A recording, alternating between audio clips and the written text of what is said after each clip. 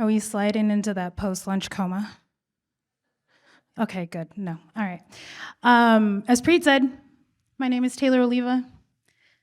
I am the design and planning development lead at Instacart. My pronouns are she, her, and I have been a design ops practitioner, leader, and very strong and vocal advocate for the last 4 years. Here's a bit more about me. Can y'all tell I'm a little nervous? Here's a bit more about me and the experiences that inform today's talk. So in 2018, I was hired as the first design ops producer at Thumbtack, which was, or is, a marketplace for professional services. And I established the practice there, supporting an org of about 50 product designers, user researchers, and content strategists. In May of 2020, think back, very interesting time, I started at Instacart, and I was hired as the first design program manager there. I've spent the last 2 years at Instacart scaling our design ops team and practice, so helping grow the team from 3 operators to 14 people over the last couple of years, establishing and solidifying our design ops and research ops functions within our design organization, and also establishing our core programs for our design and research org. Everything from tooling and enablement to culture and community, continuous growth and development programs, to business operations.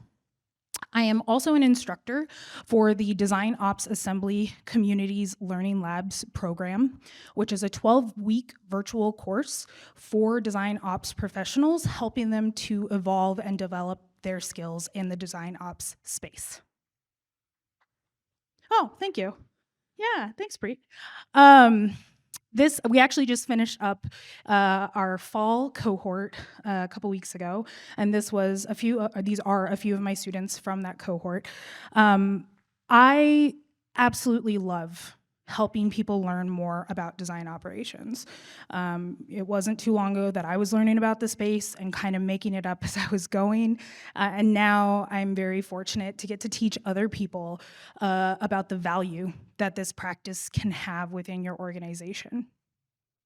And so when the chance came up to present in a forum to a room full of design leaders about the merits of design operations and the value of having this function within your organizations, I couldn't pass it up. I was like, yes, get to talk about what is design operations, how do you hire for that first design program manager, what are the skills that you're looking for, and how do you set that person up for success within your organization?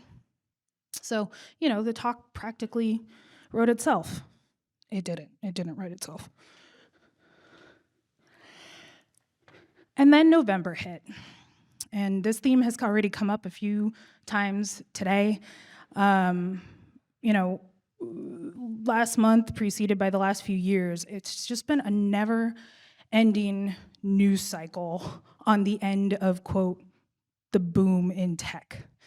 And like most of you, unfortunately, I watched my LinkedIn and Twitter feed get flooded with posts from friends and colleagues and peers in the space who either directly or indirectly had been impacted by a layoff.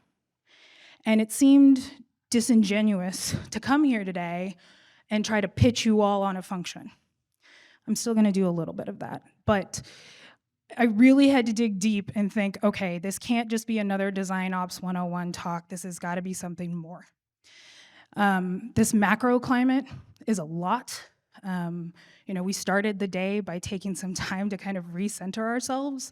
We don't do it often enough. And I think I'm very fortunate to work in a space at a company with a team that really strives to put this at the front and center of everything that we do, creating space to have a sense of stability within our organization. So in preparing for today, I kept coming back to the concept of not just design operations as a role, not just design producers or design program managers, but the practice itself. The performance of design ops tasks and responsibilities something that can, and I guarantee you is happening within your design organization, regardless of whether or not you have someone in the actual role. In thinking about this idea of practice, I asked myself, like, what can I share with this room of design leaders that would be helpful, regardless of the maturity of your design ops function?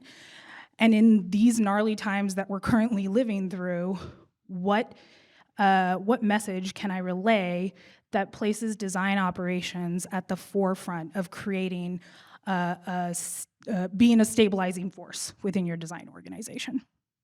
So with those questions in mind, my hope and intention for today is to highlight some of the learnings from my tenure in the space, and specifically share the principles that have guided my approach and my team's approach, whether we knew it or not at the time, to how we've operated to scale our practice within Instacart Design and Research, and how your design ops practice can also become a stabilizing force within your organization.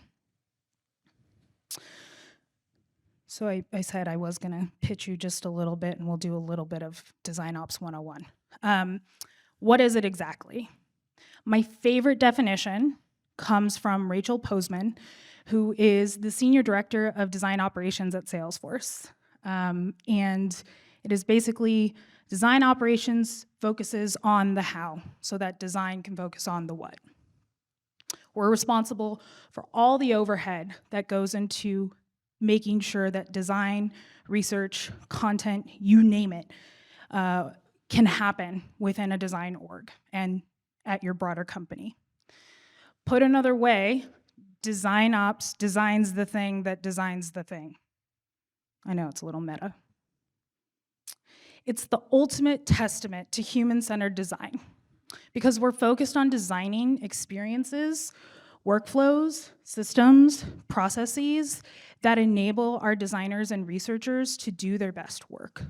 And we design those programs using design thinking to really drive how we're going to structure those efforts and what success is going to look like.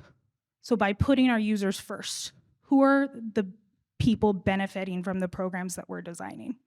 How is it going to make their work easier, better, higher quality? How is it going to make a difference to them at work? And sometimes, and most importantly, how quickly can we make that difference? So what's in scope?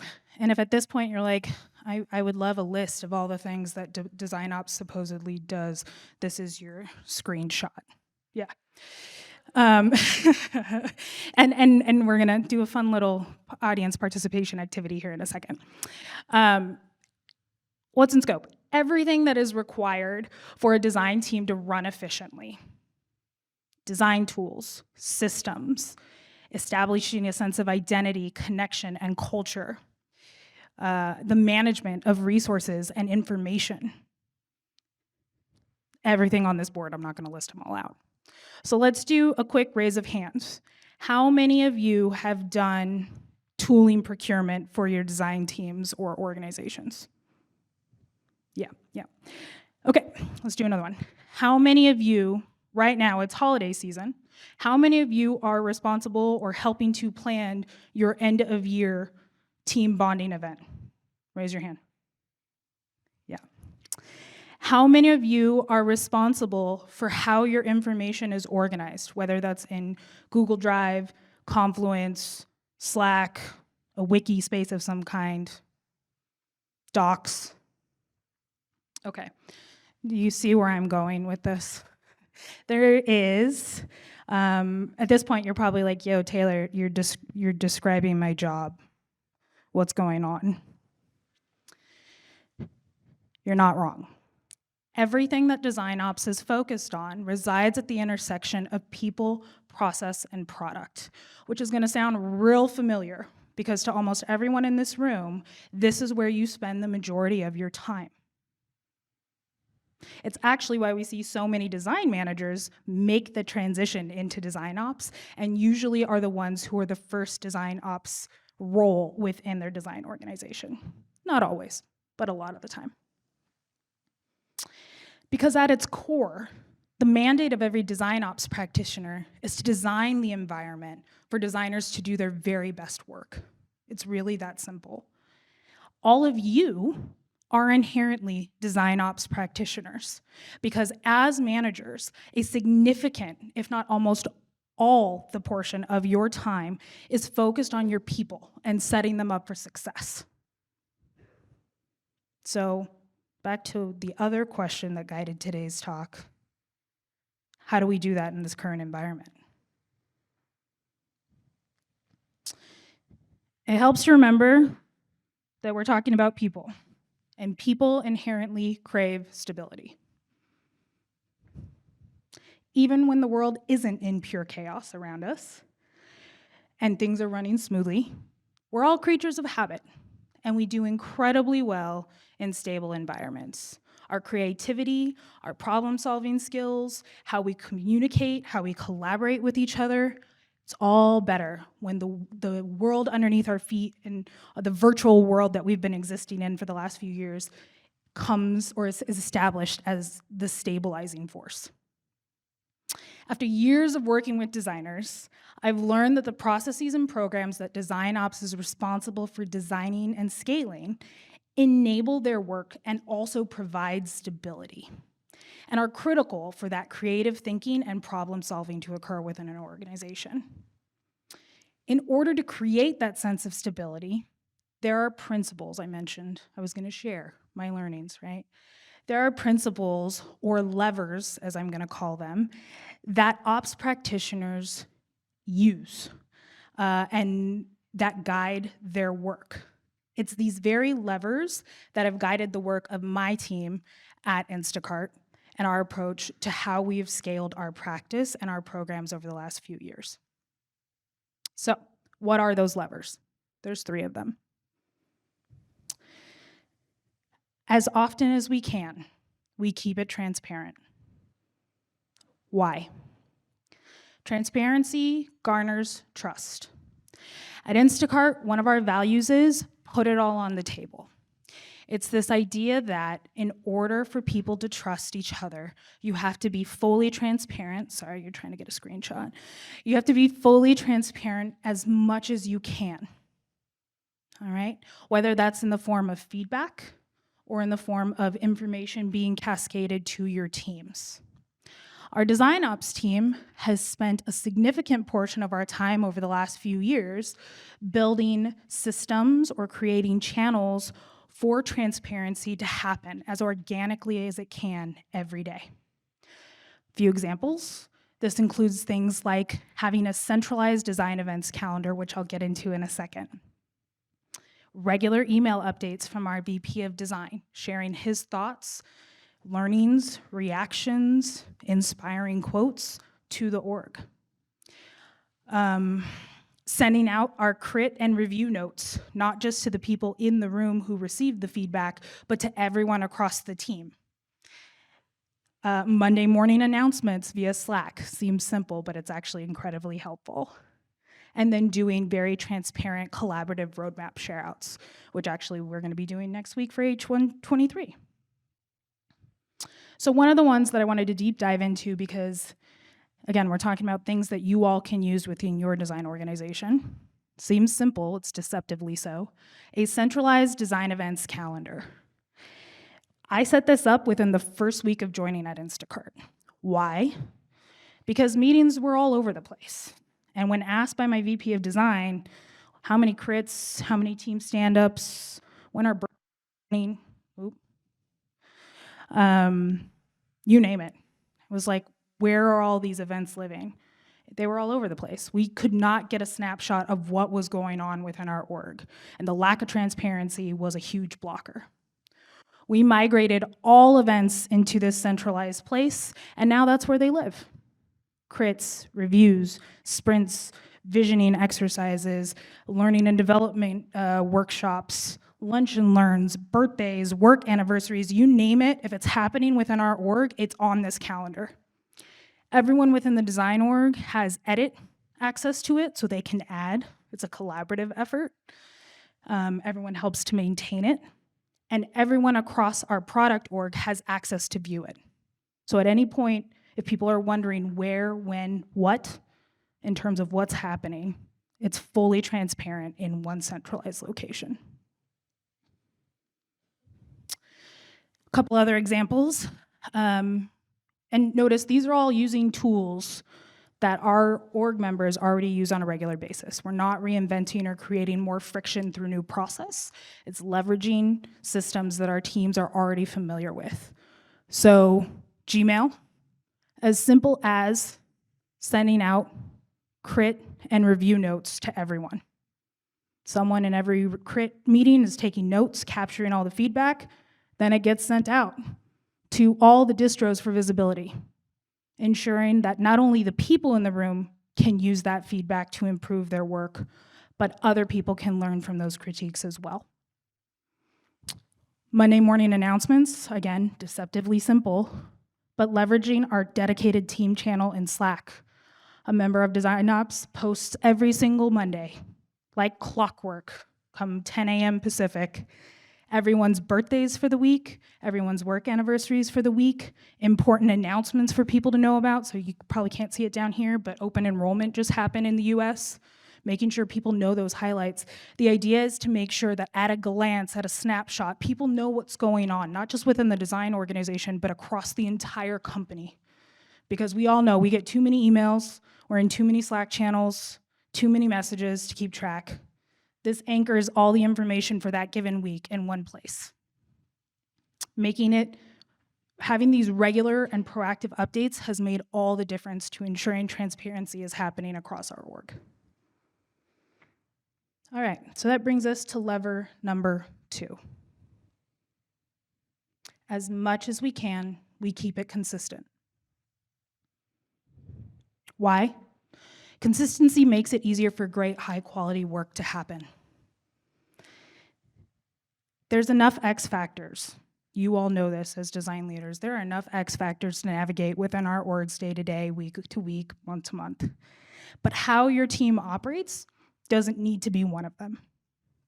Our ops team has spent a significant amount of time also thinking through processes and structures to standardize things like how we manage meetings and our calendars, creating all the templates, and we're gonna go into that in just a second. Creating a standardized Slack convention, and these are just a few examples of our tool-dedicated Slack channels, but we have a standardized convention for project channels, coordination channels, team channels. It just makes it easier to navigate everything. And also implementing a structured information architecture for our design drive and our wiki space. Because if you build a wiki that doesn't have an IA, no one is ever gonna use it. It's just the way it goes. So I mentioned the template library. On our wiki, we have, over the course of, at this point, several years, collated into one centralized place all the deck templates, all the spreadsheet templates, all the one-on-one agendas, all the team meeting agendas. Our team does not have to create these docs from scratch. It seems like a little thing, but all the little things add up. And so when we're wanting to be consistent, when we're wanting to set up our designers and researchers to move faster, having this go-to repository makes it just easier to plug and play.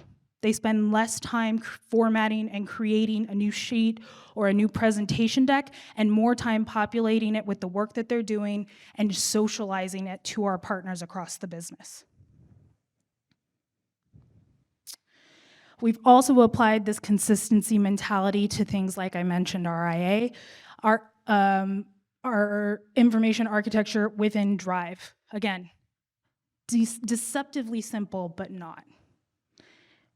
Everyone gets a folder. Within those folders, the naming conventions are consistent. And we're not, I wanna just pause and clarify, like we're not actively monitoring this. Once we set it up, the teams kind of took it and ran with it. So within each of those folders, they set it up in a structure that works for them. But I can go into any folder that's there and will be able to navigate all of their project docs, resources, decks easily. without having a ton of friction to getting the information I need to do my work. Same thing goes for calendar invites. We all know, too many meetings are aimless. Too many meetings definitely should have been an email. We have created this very simple template for our team members to include in every calendar invite for every meeting that they schedule, not just within the org, but also with their partners across the business. So if a sprint is happening, if they're doing a roadshow with product, if they're doing a brainstorming session with engineering, in that calendar invite, you will see a very clear objective, what the type of meeting is. If there is an agenda, there better be an agenda attached because we gave you the template for that agenda on the last slide. Who the owners of the meeting are. You ever get into a meeting and you're like, I have no idea who's in charge here. Like we're waiting for someone to start talking and we're 10 minutes into the meeting and no one is doing anything. Nope, don't have that problem. Who's required to attend and who's optional. This simple approach has ensured that at a glance, our designers can look at their calendars and know exactly where they have to prioritize their time any given week. When how you work is consistent. Again, all these things seem small, but the small things add up. When how you work is consistent, it becomes habitual, intuitive, and your brain power can focus on creatively solving complex user problems for your product, as opposed to thinking about how you're going to be doing the work. Consistency really is key. All right, and that brings us to our final lever. Keep it fun. And I'm going to borrow from our VP of Design, who said a quote recently that really resonated. Joy and enthusiasm protects us from small thinking. I'm going to say it again. Joy and enthusiasm protects us from small thinking. Your creatives will do their very best work when they feel fulfilled in terms of feeling joyful and feeling connected and feeling inspired. That all comes from having fun baked into their day-to-day. When you carve out a little extra time to inject fun into your team's work, they'll be more inspired, collaborate better, and ultimately they will design better products.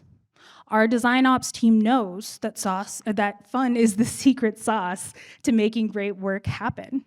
And we will do a little extra work to make sure that fun is a component of everything that we build. That can include things like putting together an icebreakers playbook, our monthly design all hands, establishing a peer recognition program so our designers can recognize each other for amazing work, infusing fun into org offsites, so not having every offsite just be purely for planning purposes. Social Slack channels, having an inspo corner highlight at the design all hands, and establishing a ritual of gratitudes or shout outs during weekly team meetings. You've seen a lot of diagrams. We're gonna do some photos now. A recent and one of my favorite examples of how we were keeping it fun was our October Design All Hands. So our Design All Hands happens every month, like clockwork. We have a structured agenda, and for October, it would have been really easy, just like any other month, to stick to that structured agenda, not do anything crazy, use that standard deck template from a few slides ago, boom. And then we were like, well, Halloween is like the next day. People are gonna be doing Halloween all weekend. Let's lean into it. How much extra work could it be? Spoiler, it wasn't a lot. We revamped the deck and added a spooky theme and told our presenters, lean into it, get creative. One of our designers did this and was just like, here you go. We encouraged people to dress up in costume, and we ran a live costume contest during the hour-long meeting. From the time that people submitted photos of themselves to people voting to selecting and announcing a winner, we did it over the course of a 60-minute meeting. And we also provided the team spooky backgrounds to choose from in Zoom. So this was only one of the slides. Our org is about 140, 50 people. I would say about 80% of the people who attended at least had a background. It wasn't a heavy lift.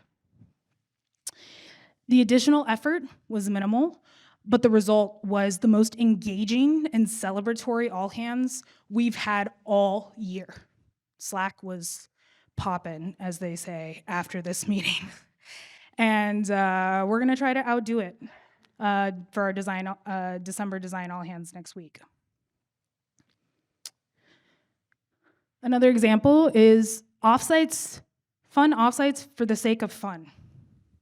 So like many of you, our DesignOps team has been responsible for planning all of our team bonding and learning events over the last few years and been doing it remote first. And so this year, a couple months ago, was the first time that we had an opportunity to bring people from all across the country together.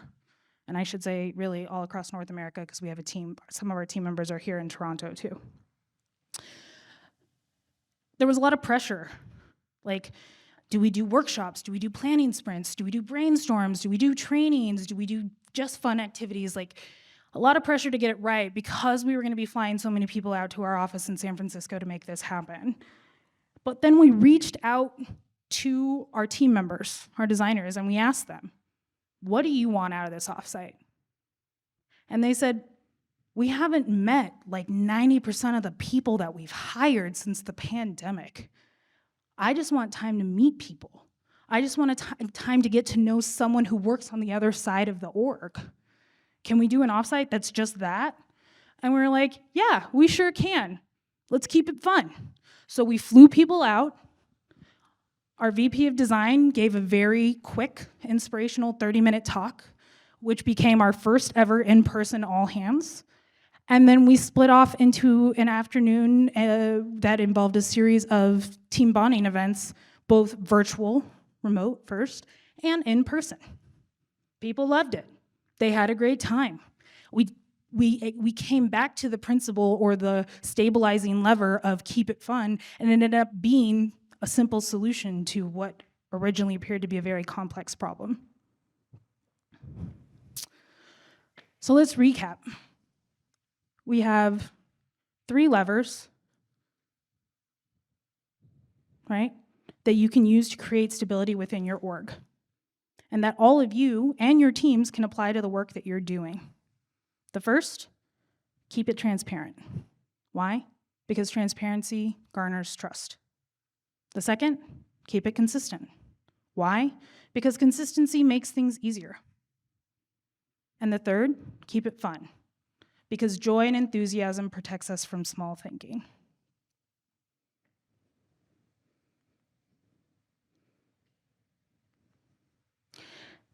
Yeah, I was like, what's going on with my slides? Never mind.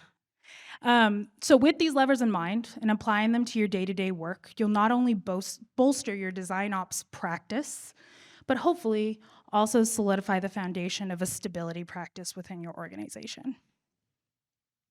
Thank you.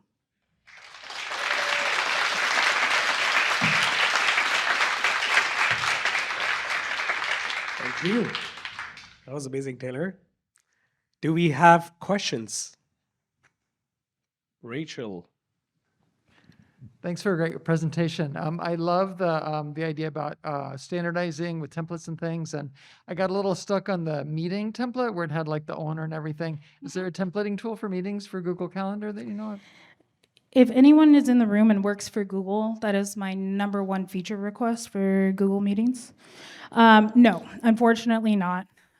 We have it available as a template on the template space on our wiki.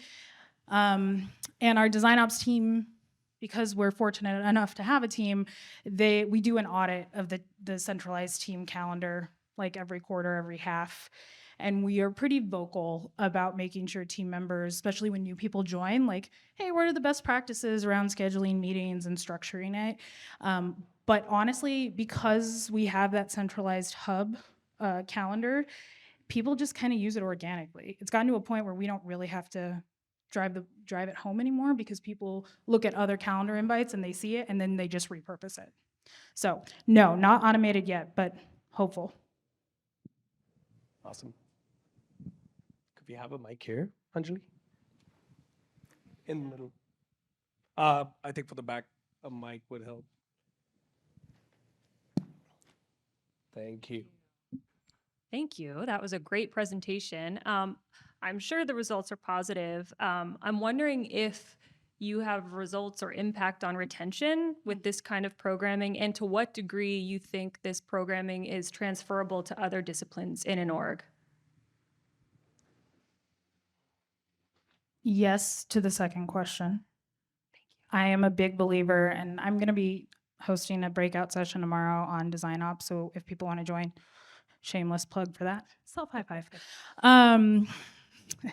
Yes, I'm a big believer in that DesignOps as a practice is actually a function that can be applied to any org, engineering, product, data science, marketing, you name it. You should have an ops team thinking about this stuff, because otherwise the people who end up having to do it, and y'all have full-time jobs. The first part of the question, measuring success, always fun, always tricky. We have a few different ways that we do it. Our annual engagement survey scores for the org are really the biggest one that I can think of, like quantitative data that enable us to track things like engagement, retention, connection, tools and systems, like how well those things are structured within our organization. And we have seen monumental shifts in those numbers since I joined the company 2 years ago. More ad hoc for programs that we're launching and building. We do things like surveys. Everyone loves a good survey. We do things like Zoom polls during meetings to see how engaged people are and find how helpful they find the meetings.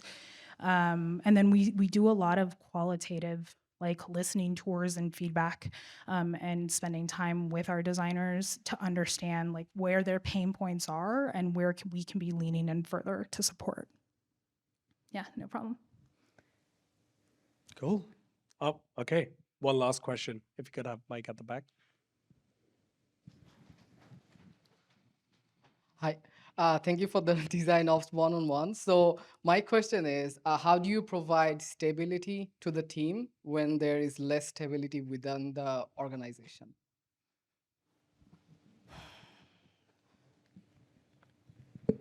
Within, just to clarify, Yeah, so within let's say the like, company or yeah, within the department? yeah, like the company is not stable. So how do you provide stability to your design team?